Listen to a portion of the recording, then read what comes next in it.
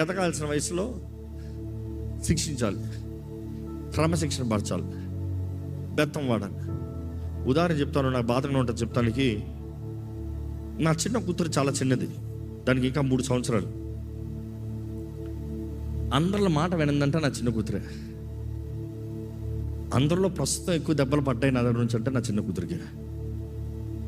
First road లైన్లోకి వచ్చేస్తాడు, second road అల్లా ఆడు సిన్సియర్ స్టూడెంట్, ఆడు డైమండ్ స్టూడెంట్ ఆడు. 3వదా డార్లింగ్, కానీ 4వదా నువ్వేం చేయదండ మళ్ళీ చేసేసి తప్పని తెలీదా? తెలుసు. నేనేం చేసింది ఇప్పటికే 100 సార్లు చెప్పా.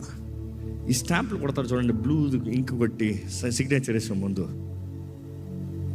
ఎందుకు తెస్తారా బాబు అంటే నేను ఎప్పుడు ఒక కాన్షియస్, నా ఇంట్లో అన్ని పిల్లలు ఉన్నారో అనే కాన్షియస్లో ఉంటా.